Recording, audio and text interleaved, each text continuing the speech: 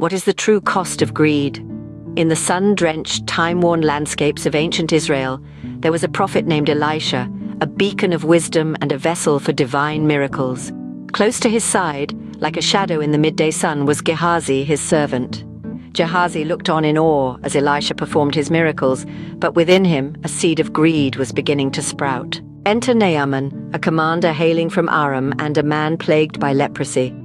Word of Elisha's miraculous abilities had reached him, and he came bearing extravagant gifts, hoping to trade them for a cure.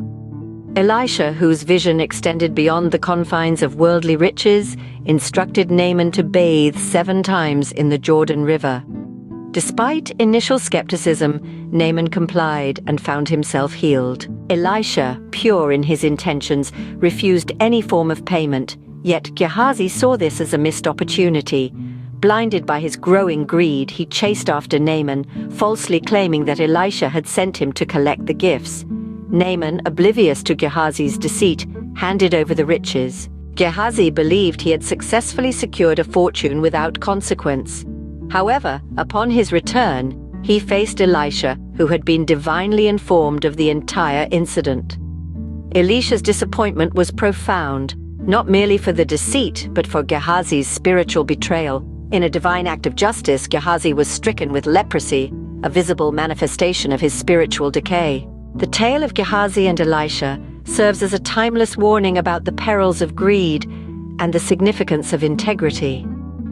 Gehazi discovered, in the harshest of ways, that the pursuit of material wealth, particularly through deception and spiritual compromise, leads to disaster.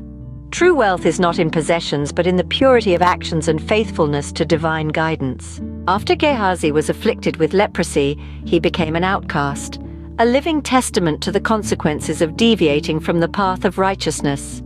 His punishment was not only personal, but also a vivid reminder to others of the gravity of deceptive actions. Gehazi's tale does not end with his downfall.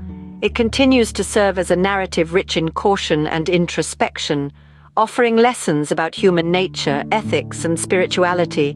The severity of his punishment leaves us pondering the themes of redemption and forgiveness. His story doesn't detail his life post-leprosy, leaving his fate somewhat open-ended.